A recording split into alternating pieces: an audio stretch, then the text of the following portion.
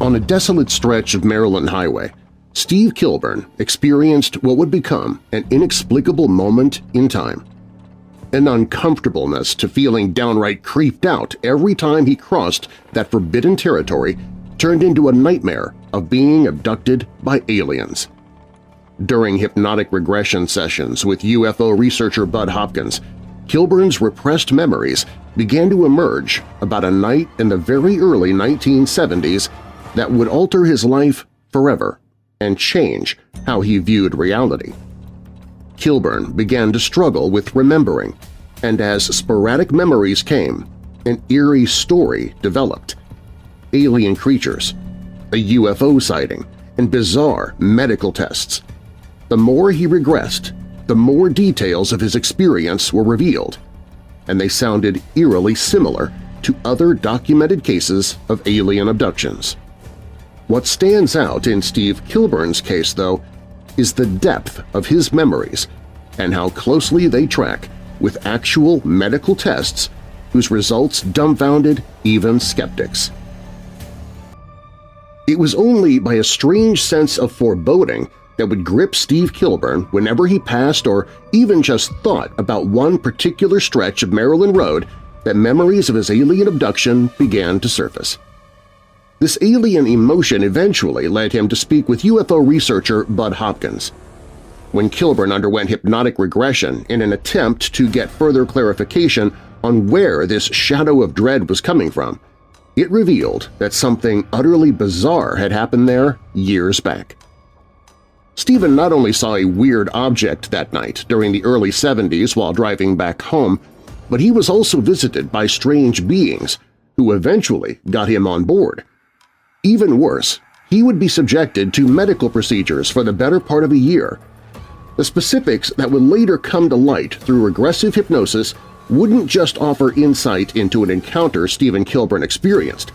A number of these precise details are present in universal human stories about alien abduction, adding credibility to his account. This is yet another case from the files of Bud Hopkins, described in great detail by authors with a contemporary perspective who run through details not included elsewhere. It can be read about at length in the book Missing Time, a documented study of UFO abductions, which I will link to in the episode description. This, as we will see, is one of the most complex and nuanced cases in history. When Stephen Kilburn first mentioned to Bud Hopkins this peculiar sensation troubling him, they were no strangers. Through his friendship with Bloucher, another Fortean Society member, Kilburn attended more than one meeting of UFO buffs at Hopkins' New York studio apartment, gatherings arranged and hosted by the two researchers. In the book Missing Time, Hopkins said that after a meeting where everybody was getting their things together and preparing to leave, Kilburn went up and said, "Something might have happened to me in college." He countered with, "There was probably nothing to it," but mentioned one particular stretch of road that he had to drive on whenever he visited his girlfriend. Hopkins asked if Kilburn could remember any UFO sightings connected with the road in question, to which Kilburn replied that he didn't recall anything particular.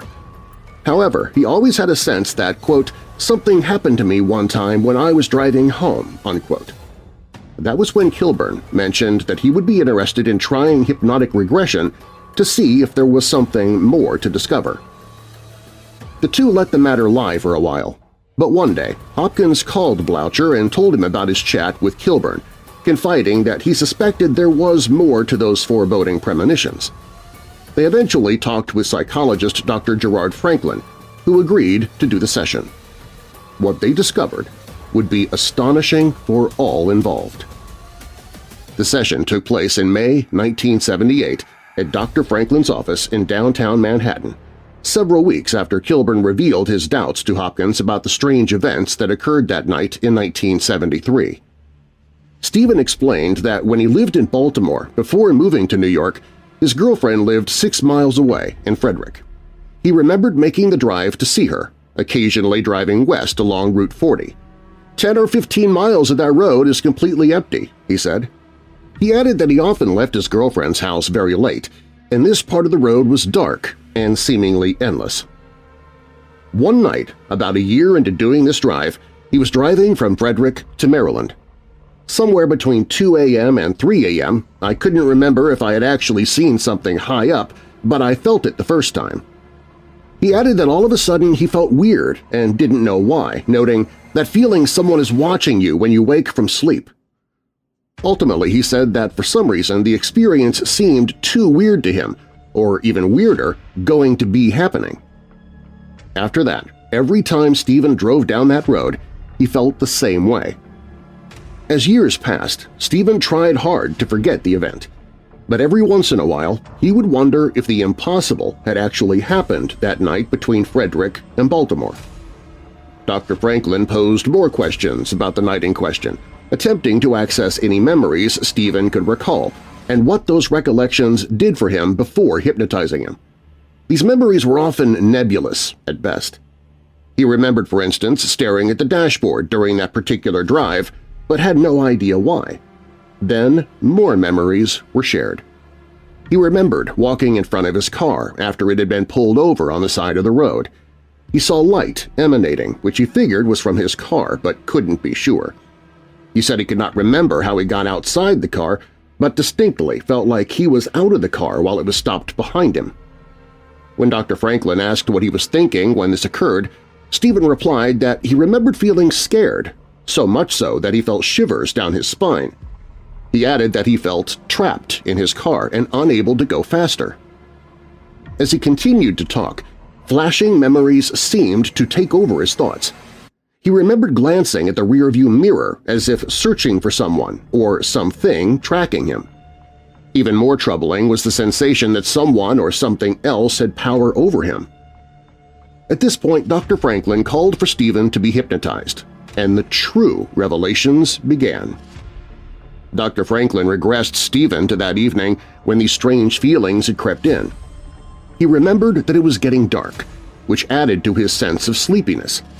He opened the window to bring fresh air into the cabin as he tried unsuccessfully to regain his alertness. Suddenly the car stopped as he leaned in to examine what was on the dashboard. He was completely lost and did not know what to do. He then exited the car and glanced at a metal fence some yards away. He stopped there, continued silence as he was on the couch in his office. To all who were watching, he looked scared to death. He screamed, "On my shoulder! A clamp! Pain! And I cannot move!" The whole event veered into the surreal during that session. Dr. Franklin tried to hush Stephen as a recorded incoming message clicked on his answering machine. The click prompted Stephen to literally almost jump off the couch. It was obvious that he had plunged into a massive state of fear and panic. At last, Dr. Franklin was able to calm him down enough for Bloucher to start asking Stephen questions. Bloucher then asked him what was on his shoulder.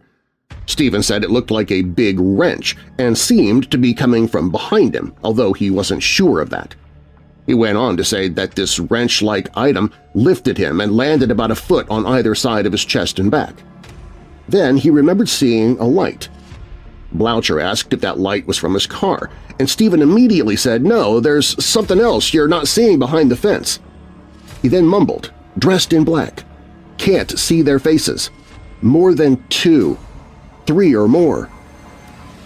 He asked if the figures he saw were behind the fence. Stephen replied affirmatively, saying that they were. He began to panic again, saying over and over, "I don't know what's going to happen." He paused and then said, "There's something coming towards me." While this was going on, Stephen said he heard some type of noise. He had no idea whether it was the sound of them inhaling or some kind of sliding noise. Bloucher requested that he focus on the sound more, but instead of focusing, Stephen began talking about what was occurring.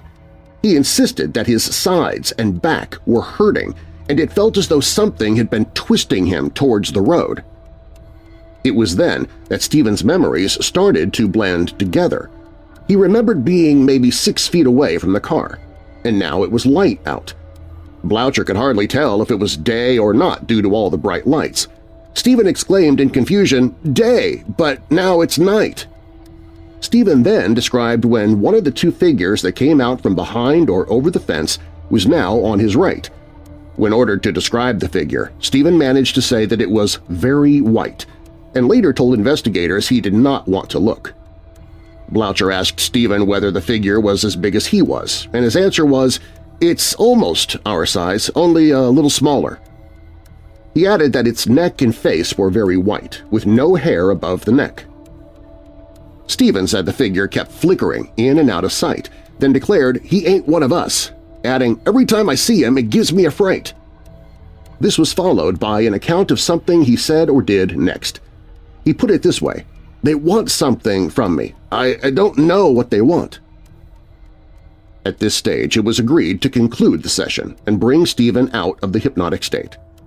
He was shaken by the revelations, but it seemed Stephen had finally found some peace, knowing that they were starting to uncover the layers from years earlier.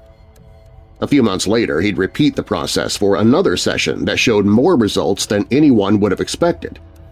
7 months after the first session, Stephen was willing to undergo a second hypnosis session in 1978. This time, the session was conducted by Dr. Aphrodite Clamar, who had worked with Hopkins before on an alien abduction case. Once more, Dr. Clamar brought Stephen back to that trip in 1973. He remembered that he was driving and feeling tired and sleepy. He said it was late, but when Dr. Clamar asked him to look at the time on the dashboard, he told her it wasn't working. He said he briefly turned on the light in his car to check his watch, then looked back at the road and suddenly woke up. He remarked he had momentarily driven onto the shoulder, which woke him up. He was now driving down a hill and began to accelerate. At that point, he leaned forward toward the dashboard, maybe to adjust his seat. As he did so, a luminous light shined from somewhere. He wondered why there were no other cars around. The car then abruptly turned violently and snapped to the right, like a giant magnet just pulled it right to the right, Stephen said. The next thing he knew, the car came to a halt, and out of nowhere he felt an intense sensation that someone was watching him from behind. He looked in the mirror, but there was no reflection. The car stopped, and Stephen was asking himself why he had even pulled over in the first place. The situation, which he found beyond confusing, opened up before him. As he started to scan the area, his eyes landed on a big tree and a fence not too far away. He was out of the car and staring at the fence. Surprised, he wondered whether or not another vehicle was driving by on the road surrounding him.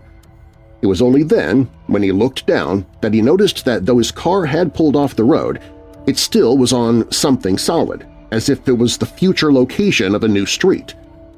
He heard an alien noise by the fence, or just something wind-borne.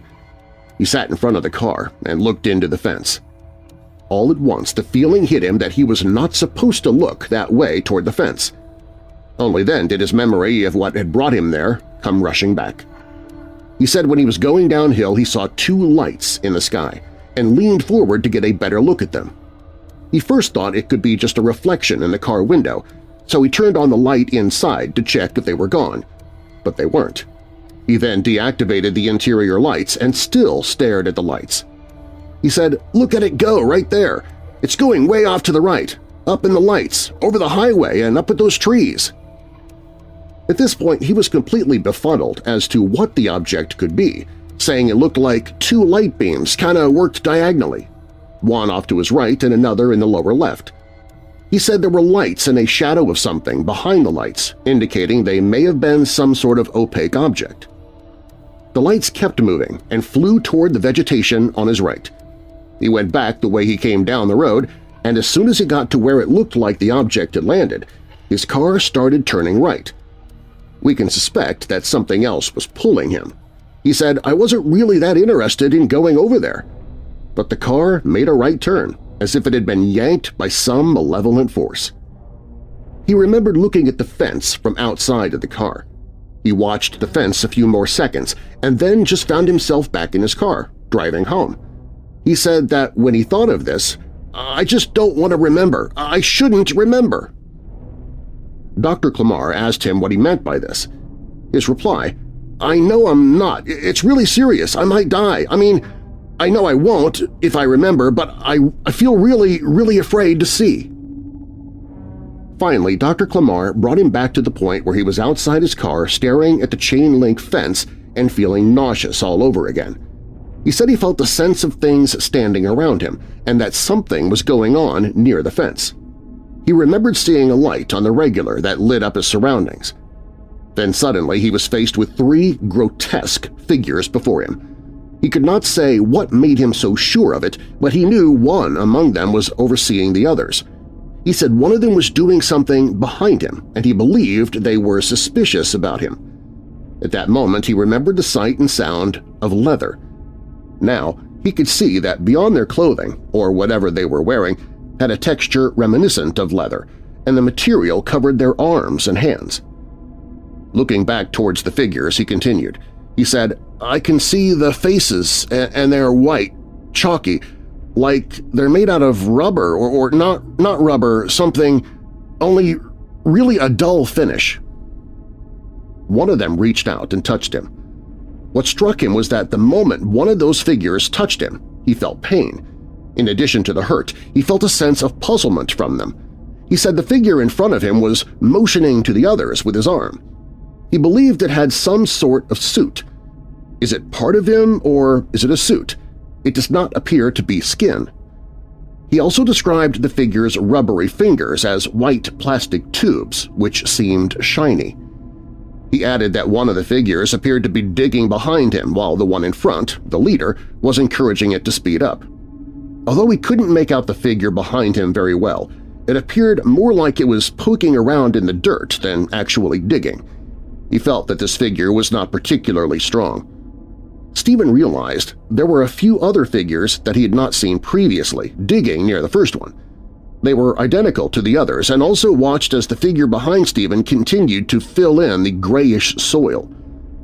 As Stephen recounted the events, he seemed to lose any sense of fear. At one point, the troubled tone vanished entirely, and his speech was even punctuated by small ironic chuckles. Hopkins realized he was in some manner artificially calmed, apparently by the figure on his left. We remember that Stephen felt a bump in his hand as soon as he noticed it. What kind of narcotic was the figure injecting into him? One to turn the hysterical Stephen calm, even serene. Due to this newfound calmness, Stephen let more information about his surreal environment emerge. He remembered, for instance, when his fear of the fast-moving vehicle just stopped, and he looked around to see if any more cars were coming from a distance. None.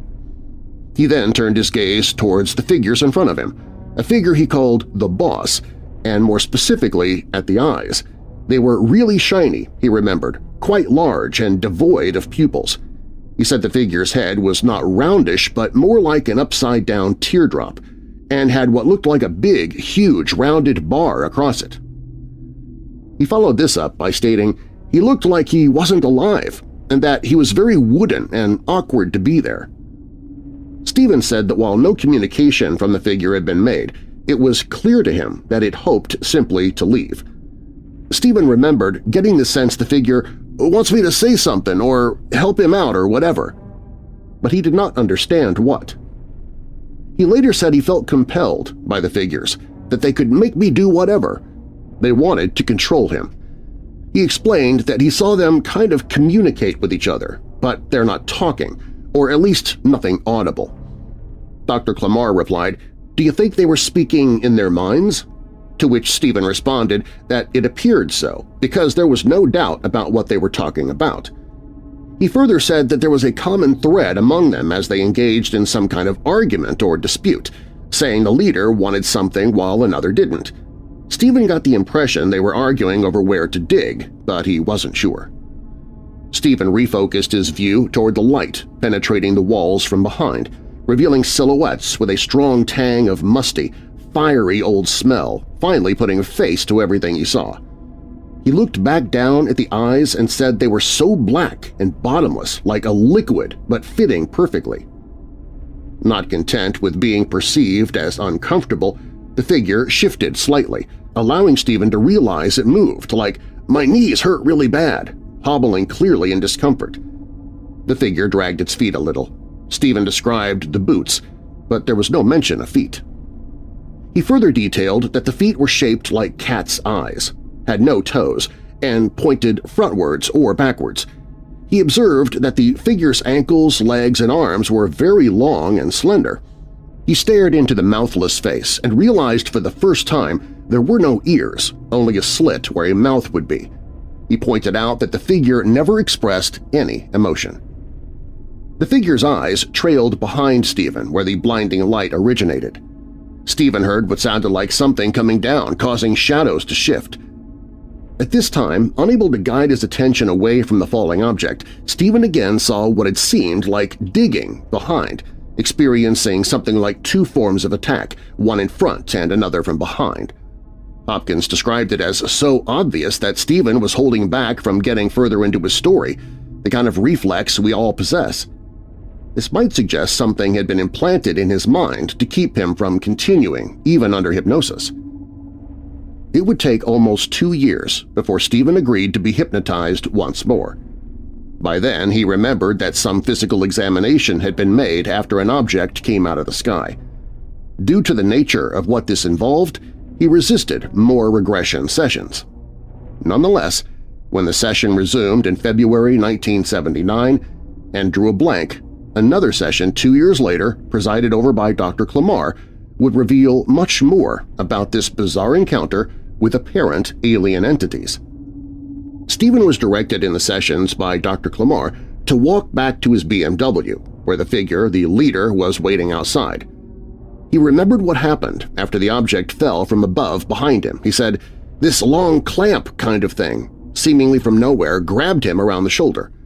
He described, "It has a joint in the center like an elbow, one almost shaped like part of an arm around my shoulder, and I catch it standing behind me to my right side. It's related to it. I have no clue what this can be. It seems like a frisbee." He went on to say that this particular saucer was whitish and looked like it was standing upright from some sort of platform. He felt the vice around his lower back. The figure then started waving its arms, and the clamp moved him in a direction that turned his back to them. He wasn't quite sure what he saw, but it was completely dark. Next he saw a ramp, and it was clear the figure was trying to lure him inside. He then said that he could hear a weird noise that sounded like it was coming from the object. "It sounds like vibrating," he said, but stationary in one place. It then clamped down on his shoulder and shoved him toward the object. The next thing he knew, he was moving along a tunnel-like walkway and realized he was actually walking. The clamp had vanished, and the figure was walking next to him. Moving into the familiar mass abduction sequence, he found himself being guided through a door into another white room, well illuminated with the same almost all-white light. Despite the light, it didn't seem to come from any real source of illumination. It was as if the very walls were themselves luminescent. He remembered something going into his back and then suddenly being on the table in the middle of the room. At this moment he saw that the walls were curved with no straight lines.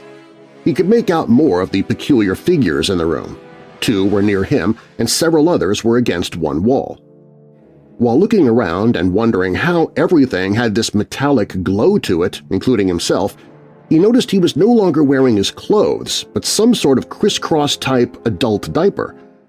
A gadget he described as like a fancy ray gun with a needle attachment descended from overhead. It started to spin on its own. It appeared that no one was controlling it.